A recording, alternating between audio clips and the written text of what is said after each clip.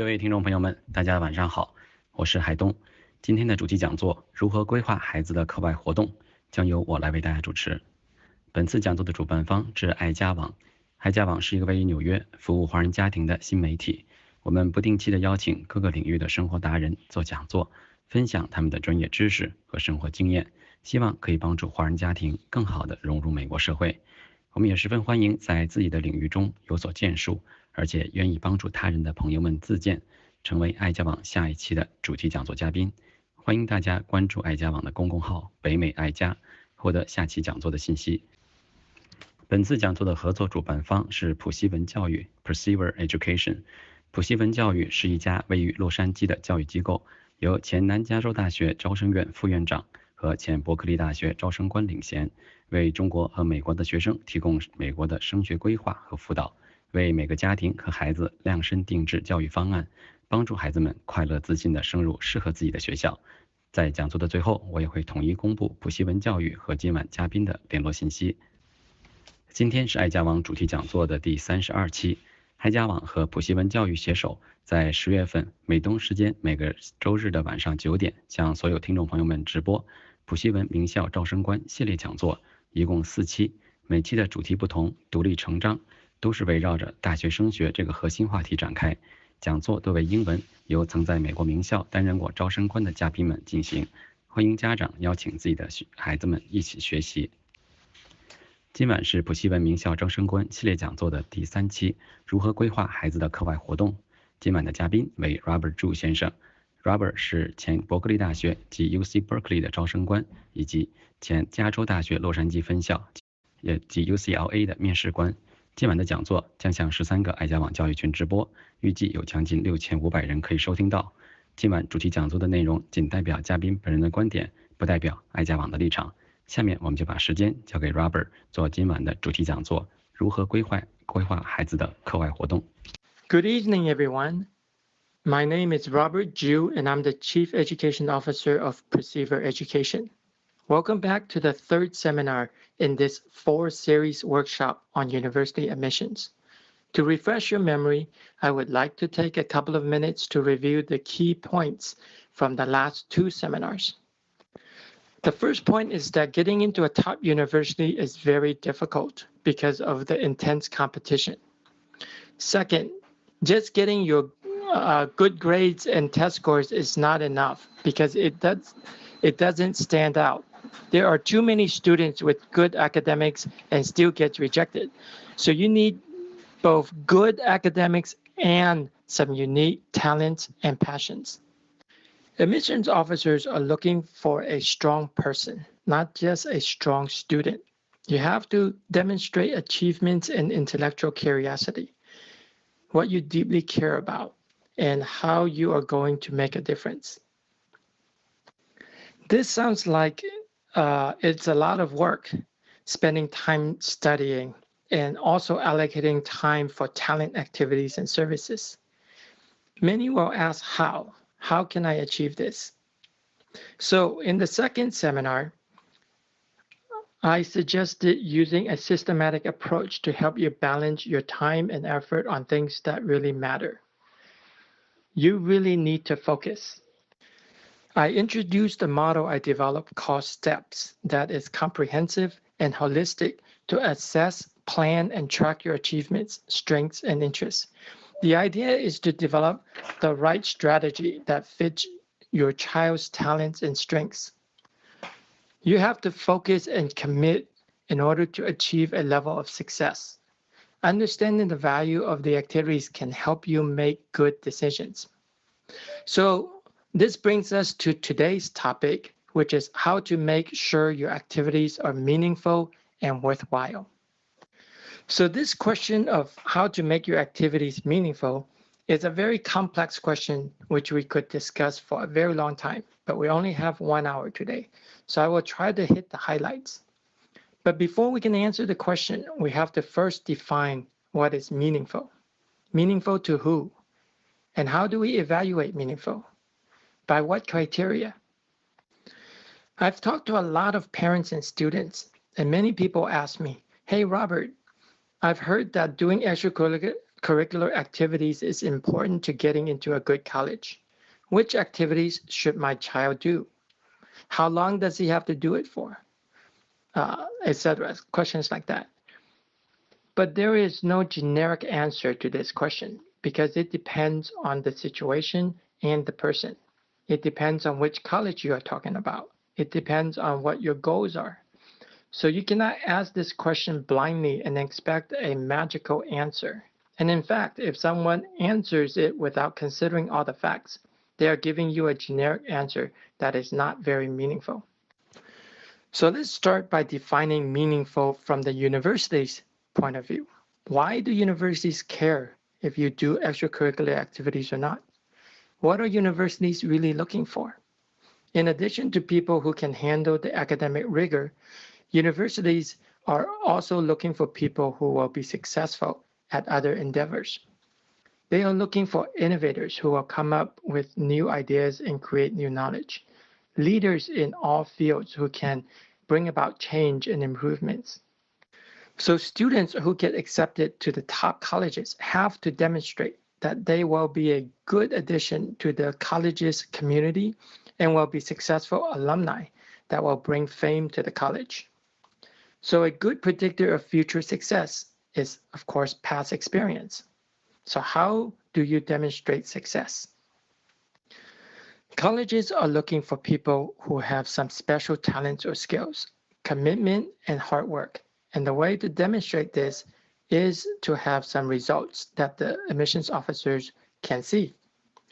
So easy examples are nationally or internationally ranked athletes, such as tennis players or swimmers. Just by the fact that they are nationally ranked, they have demonstrated that they have the talent and skills, not just hitting the ball, but also mental toughness, focus, attitude, etc., that enables them to perform at such a high level. But it also shows that they have made the commitment to practice hard over a long period of time, which means they can manage their time well to be able to get good grades and compete. So which one do you think is more impressive? Someone who does nothing but study and get good grades, or someone who multitasks, able to juggle a lot of commitments and still get good grades? Also, getting good grades in class shows one aspect of success, but it doesn't show whether you are really passionate about a subject or a field, doesn't show if you can work well in a team, doesn't show if you can apply that knowledge in a real-world situation or inspire others. But these are all important traits and abilities that colleges are looking for. Okay, but let's just forget about what other people want for a second and just focus on you.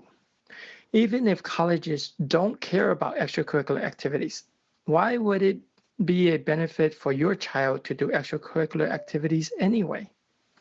In the real world, we don't live in a book or a classroom. Children need to grow and develop skills and attributes that is required to be successful through life experiences, through actually applying knowledge and logical thinking in various situations. How does someone learn problem-solving skills if they have never encountered a real problem? How do you develop social skills if you don't interact with others? How do you develop communication skills if you don't have the opportunity to talk in front of people? As a result, kids who don't do extracurricular activities lack confidence. They lack critical thinking skills and definitely lack the traits that we all admire in strong leaders. So even if colleges were not looking for these skills, you should be developing them anyway, because these are absolutely necessary for future success. But the fact is that every college is publicly telling you that, in fact, they are evaluating you and they are looking for these skills. So the key to making activities meaningful is not asking which activities colleges are looking for or what you should do to satisfy some requirement, like how long. Those are the wrong questions to ask. The right approach always starts with your child. The question should be, what is he good at? What does he have a passion for and willing to dedicate time and effort in becoming the best that he can be at? The difference between a hobby and a passion is that a hobby is something you do when you have time. You do casually for fun or to relax. And if you don't have time, you don't do it. A passion is something you pursue relentlessly to perfection. You dedicate time to it, and you make time even when you are busy. You always want to learn more, get better, and the more you do, the more you want to do. The only way to really distinguish the weekend hobbyists from the dedicated practitioners are competitions.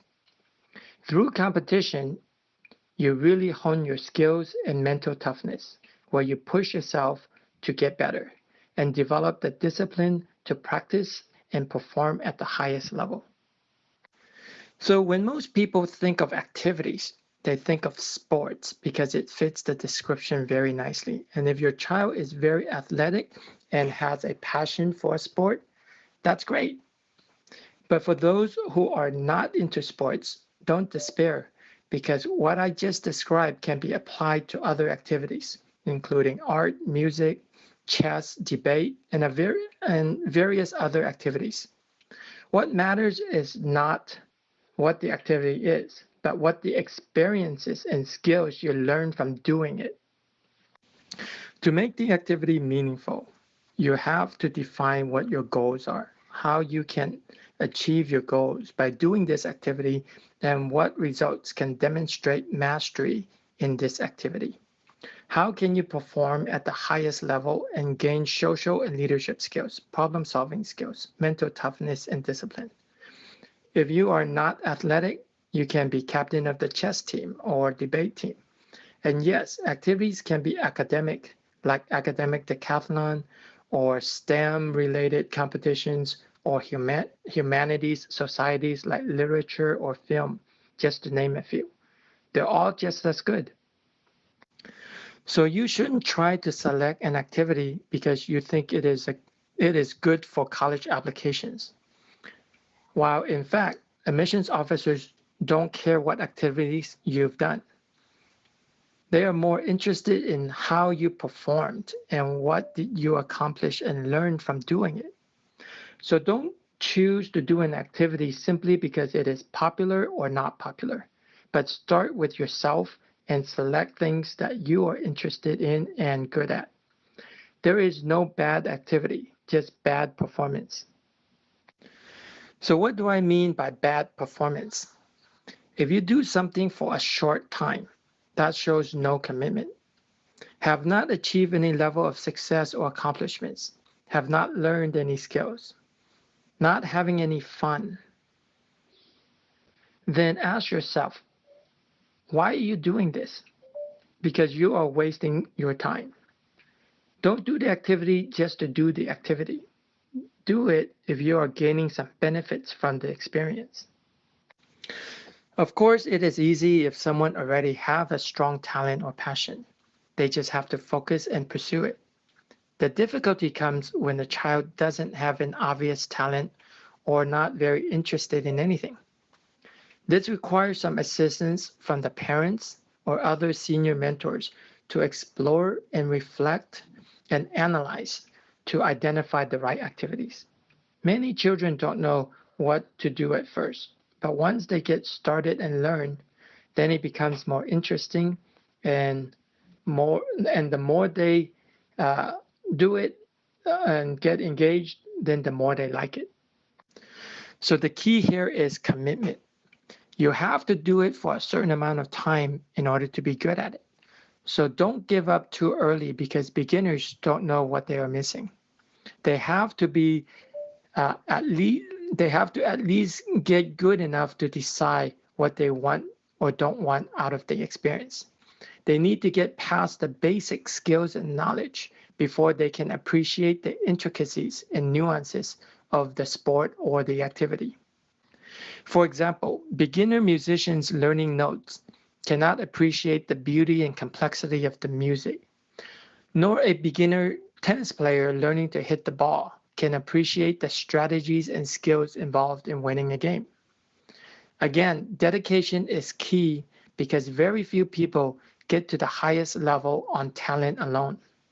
Every success story is filled with hard work, dedication, and sacrifice.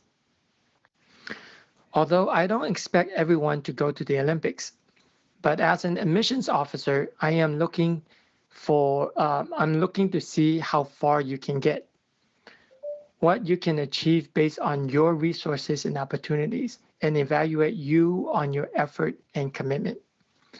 Success in your chosen activities shows me that if you are able to apply your talents and skills in these activities, whatever it may be, you can also apply that same dedication, intensity, and skills to other endeavors and also be successful.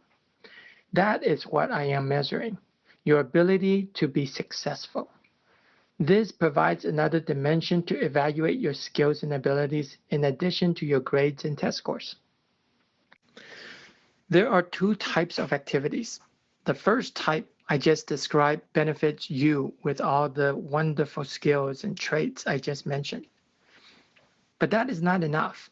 There is also a second type, which is utilizing your skills, time, and effort to benefit other people, to make your community better. Many parents ask me if doing volunteering and community service is good for college admissions. The answer is absolutely, because top colleges want to admit and train the next generation of leaders and innovators who will make the world a better place. They want people who care about other people and care about what is going on in the world. They want problem solvers who will engage in working on the most difficult problems facing the world today, like global warming or cancer or world hunger.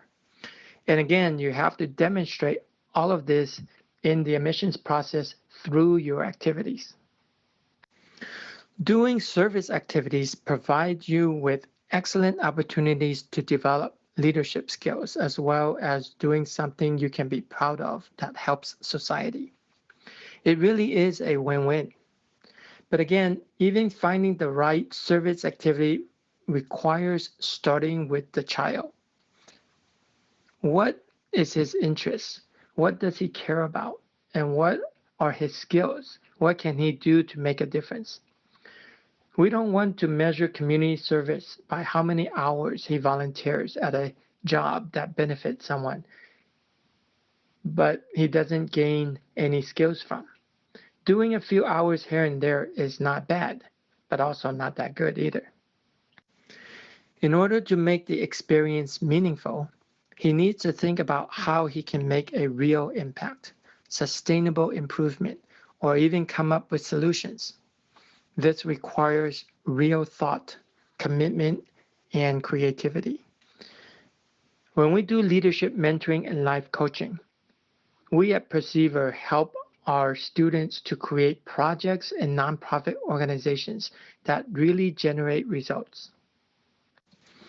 The process starts with helping the student develop the right attitude and mindset. We start with caring, helping students find something that they deeply care about, because that is the motivation that drives everything. If they don't care and they don't have a purpose, then they won't do.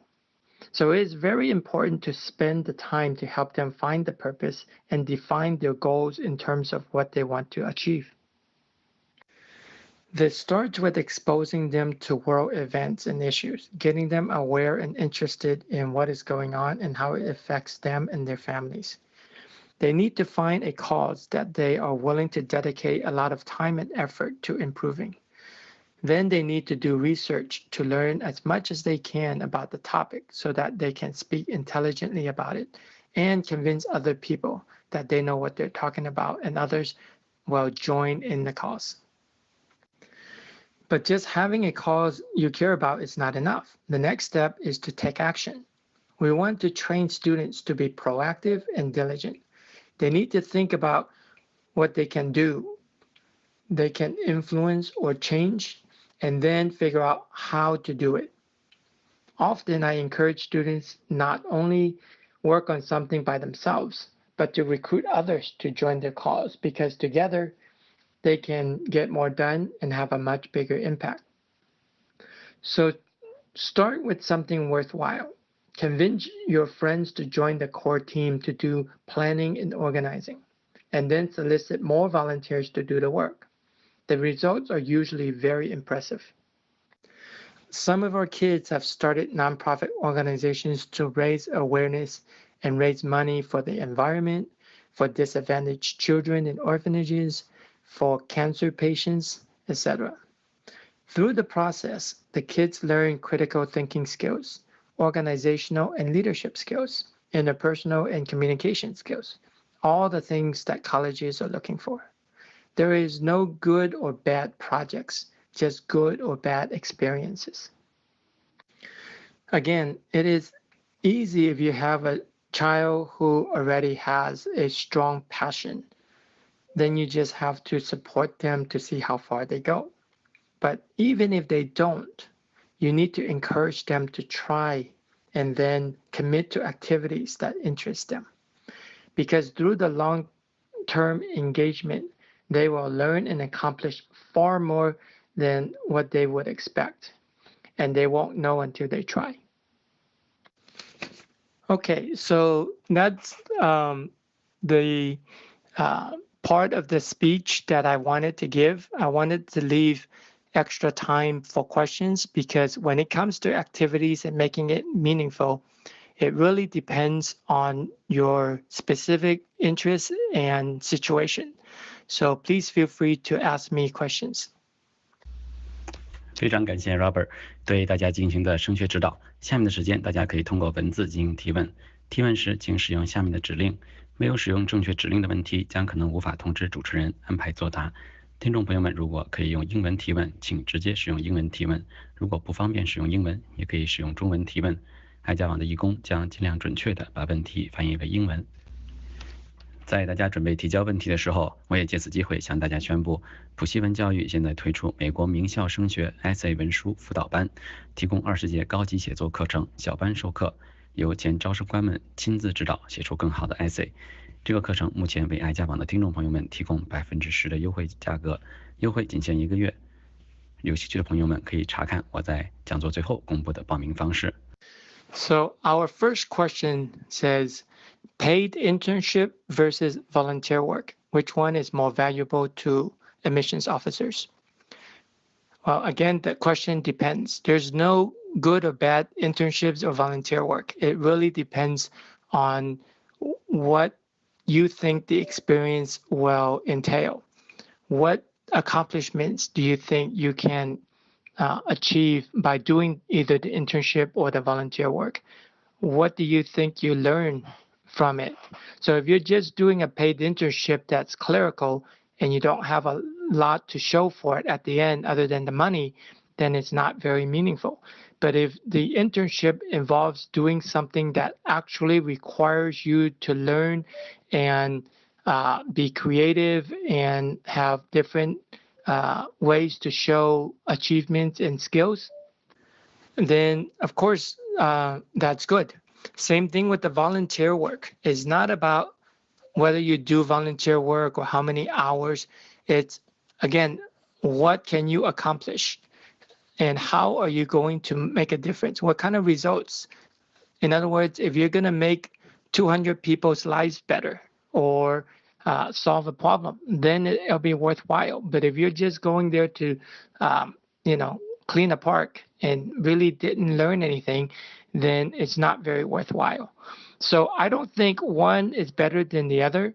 I think it depends on the situation, what the students' interests and goals are, and how would an internship support that goal, or how would the volunteer experience support that goal? Which one will give them better chance to demonstrate leadership skills? And again, oftentimes, depending on what major you want to do, having work experience is a huge advantage if the internship is related to your academic interests. That is actually very good to have industry experience and to have exposure to the people, the processes, the companies. So that would be one area situation where I think internship is better, in that the internship is specifically supporting the students' academic goals and interests and future career goals. The next question asks, I was told there are some activities are considered as weighted or unweighted activities for applying to colleges. How do we know which activities are more useful? Again, from my perspective, I don't really consider certain activities are more important or weighted higher than others. I really want to see the experience that the student had doing the activities. So to do activities in a meaningful way really requires some thought. So it's not just blindly picking an activity and doing it, right? You really have to pick ones that really support your goals, your personality, your skills. How can you leverage that experience? The next question is, how does the length of the activities affect the outcome of the interview? So again, there is no required length of activities, but I want to see commitment. And commitment usually means you're involved in that activity for an extended amount of time. And so colleges want to see at least 1 to 2 years of involvement in one way or another. So it doesn't have to be one project for 2 or 3 years, but you want to be in the same field or interest or activity type for a long period of time. So they don't like to see activities where you just do something for 2 weeks and then that's it. So even if you were to, for example, do research in engineering or physics for 2 weeks with a professor, but you've been involved in this same topic for over a year. So when you're involved in an activity, you have to be able to talk about it. So the student cannot just say, oh, I did this and that's it. It has to have help them either broaden their perspective, either improve their skills, or motivated them to do something and achieve something that they didn't think was possible. And then being able to talk about that in the interview in a meaningful way with the admissions officer about how they feel, what they've learned, how they feel they have benefited others, or how this experience has benefited them. The next question is, can you give some examples of good community service? Absolutely. So there are lots of good examples of good community service. So obviously there are two types. One is the student can join an existing organization such as a club in school, like the Red Cross Club or some environmental club in school. Obviously, they can join clubs or organizations outside of school, like neighborhood community service, or even national organizations like the Red Cross or the United Way or any of the charities. So that's one. But the more interesting that I like to encourage is to start your own. So the process starts with finding a problem or a cause that the student is interested in. And I said the problem or solution because they're both. Some people are interested in the problem itself, meaning, for example, like for environment or global warming. It's a problem that the next generation has to face. So they may be interested in learning more about the causes, what causes the problem, or the impact, how it's impacting them and their peers and their families. Of course, some people may not care about the problem, but care about the solutions, meaning what technologies can be applied to fix the problem. And so they may be interested in the new technology, whether it's computer software or engineering. Once they find something that they're interested in, then of course they have to learn as much as they can about it. And the more they learn, usually my experience has been that the kids will get more involved and actually become experts in those areas. So again, that really helps when you talk to admissions officers in an interview or in any situation or in your essay, how much you actually know about the topic. Then usually once they start to get engaged, then they want to do something about it. So here's where we look at how much resources, what kind of talents they have. So this is where they can even apply their talent, let's say musical talent or athletic talent into helping others. So for example, musical talent is easy, right? You can put on a concert to raise money. You can teach other people how to play music. So there's a lot of community service involved with teaching because you can always help others to improve their life by teaching them skills. Once they decided on a project, then we help them with planning out how to execute, set goals on what we want to achieve, and then recruit volunteers and do everything from marketing to coordinating and planning events to contacting other organizations to partner with, as well as implementing it. So some examples of some of the projects that some of my students have done would be like collecting food or old clothes for needy. And one student collected over 5 tons of clothing. Others have raised money and bought supplies for orphanages. Others have worked with senior centers or schools. And there's really no limit to what you can do. It's just what the student wants to do and how he wants to make a difference. And the more leadership skills they learn and demonstrate, and the more they can apply their skills, such as in engineering or math or business, then actually the activities will really support their applications when they apply to college, because the volunteer activity also shows the skills and the knowledge that they already have in that area.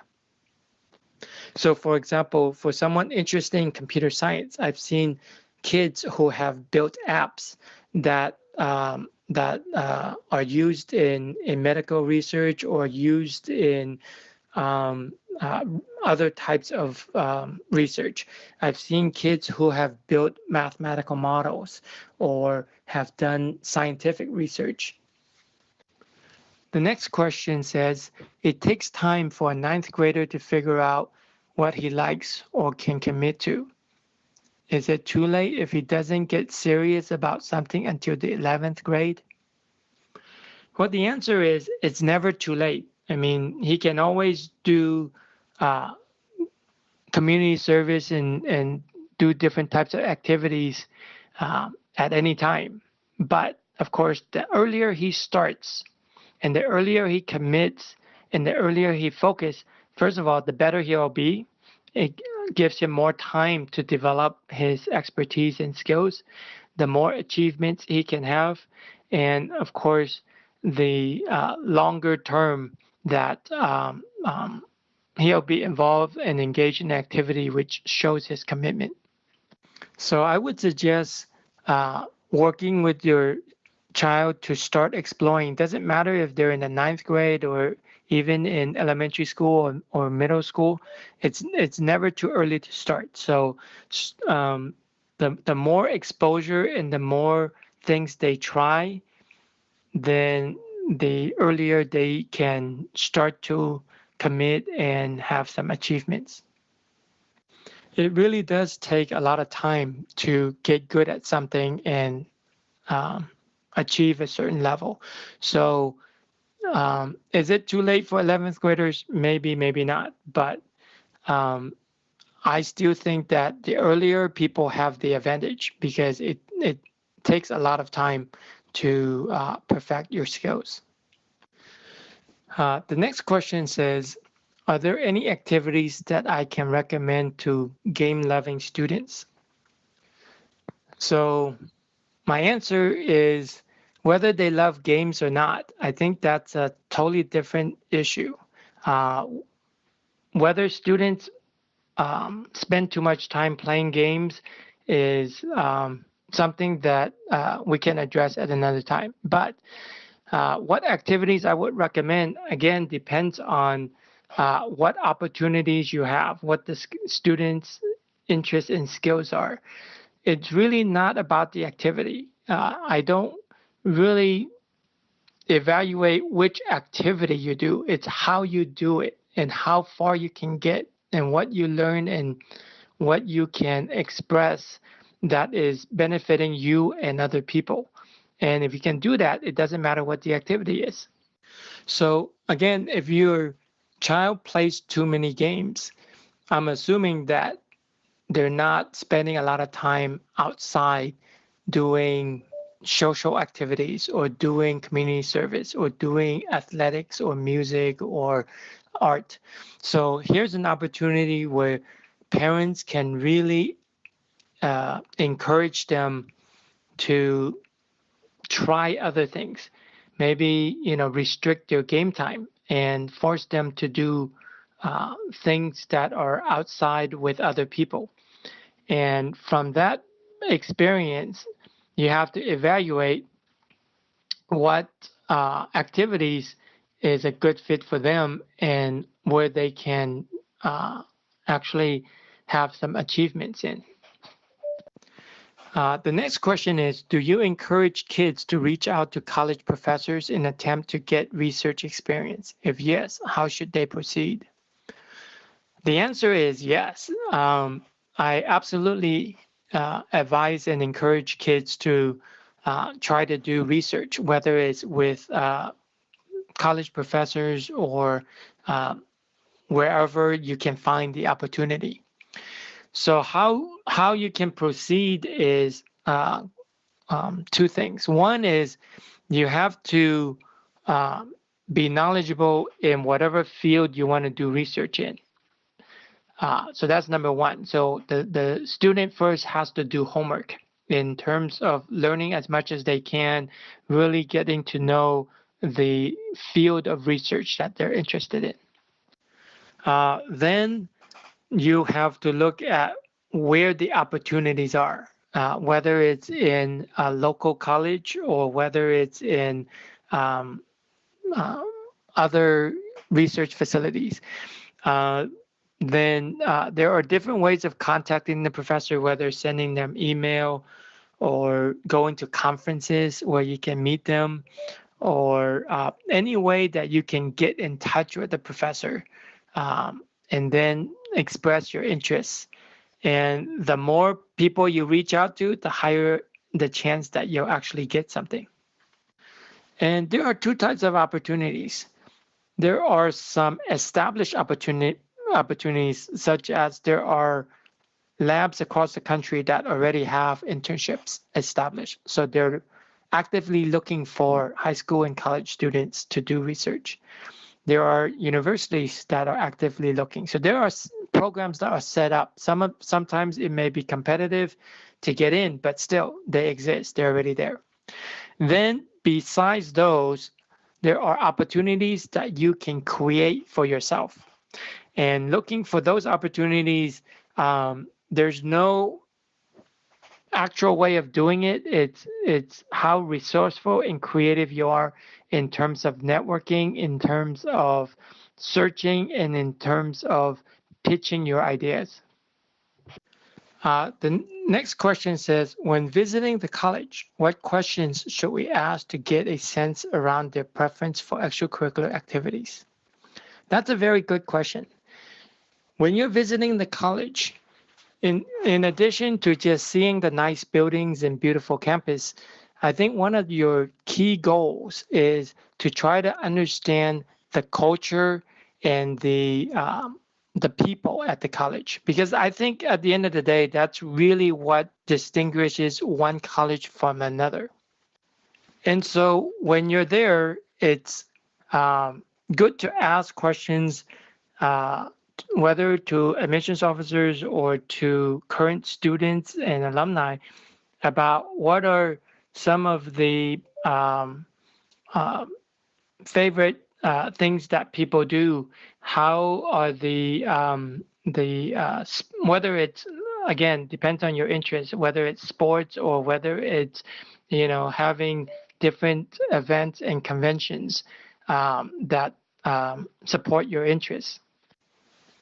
You want to know what the value of some of the activities that people place on campus.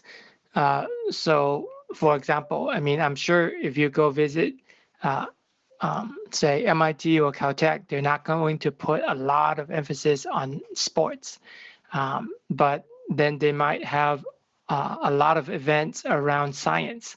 So the type of questions really depends on your interest. So whatever your interest is, you got to ask a lot of questions about that interest to see how are they going to support your interest when you're there. And what they tell you also tells you about what they value in the activities and what you can bring to the table to add to those activities. A second part to the question is, or what they valued the most in activities. Again, don't start with their activities. What their activities may or may not match with yours. So start with your activities, meaning your interests. What are you interested in? What do you want to do? And see how the colleges value that. And if they do, then it's a good fit. If it's not, then it's not a good fit. Because, for example, if a college values something that you're not good at, for example, sports or a certain academic field that you're not interested in, then you're not a good fit for this school, and the school is not a good fit for you. So really start with what you want out of the college experience, and then see how they value those activities that support your interests. So the advice is the same. You ask a lot of questions about your activities and your values and your skills, and see how many events or how many activities the school has that supports that. Or at least how supportive they are for you to start something new on campus. Because there are a lot of times when you visit a school and you tell them about an activity that you do, and they say, wow, that's great. We don't have it here, but you could be the founder of a new club or new activity that that they don't have already. The next question is, how do Asian students avoid stereotype? Good academics, play musical instruments, but not outstanding at sports, etc. So again, the advice is, don't focus too much on other people or the school. Start with yourself. Doesn't matter if you're Asian or non-Asian, start with, what are your interests? What do you want to do? What are you good at? Because you can't change yourself. If you're athletic, then you're athletic. If you're not, then you're not. If you enjoy music, then by all means, play musical instrument. You got to be the best candidate that you are. And then you look for the best schools that fit your needs. You want to go to a school that you feel like you're a good fit for. You want to go to a school that supports and develops you to be the best person that you are. But having said that, I do understand that, there is an Asian stereotype that a lot of Asians are good in academics and music, but not good in sports. And actually, the competition does get really, really competitive. So, for example, I went to a Southern California music festival, and it was a huge festival, but 99.99% of all the violin players were Asian girls.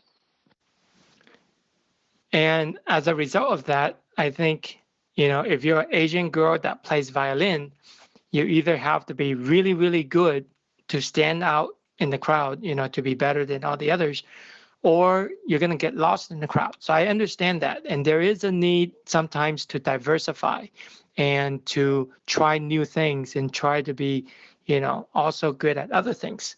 But that depends on your ability and your preference. I mean, if you're able to try and be good at other things, great, do it. But if you're not, then, you still have to just do the best that you can with the skills that you have. The next question is, should my child try to be recruited by college sports teams? The answer is, if your child is good enough, absolutely. I think that is a huge advantage. If you can be recruited by the college team, then it's definitely going to help in your admissions. Okay, so I think the time is past. So thank you everyone for listening. But to summarize, there are no good or bad activities. You really just have to be creative, know yourself, and know what you're good at and what you can be happy doing, and then try to do the best that you can in that, and try to get as many accomplishments as you can to demonstrate your skills and demonstrate your achievements. So thanks everybody. 非常感谢大家的积极提问，不过今天的讲座时间又超标了，再次感谢 Robert 抽出宝贵的时间为大家提供的升学指导。为了更好的和家长们互动，我们建立了普西文教育咨询群，对普西文教育所提供的升学服务有兴趣的家长朋友们，欢迎入群咨询。之前曾经提到的 Essay 文书辅导班、20节高级写作课程、小班授课，由前招生官们亲自指导出写出更好的 Essay 的课程，有兴趣的朋友们请扫码海报进入普西文教育群报名。爱家网也会尽快将今晚的讲座录音和文字记录整理出来，方便大家播放和转发。如果有义工愿意帮忙整理文字记录，也请和我或者周安联系。今天的节目就结束了，再次感谢 Robert， 感谢各位听众朋友们的参与，祝大家晚安，我们下期节目再见。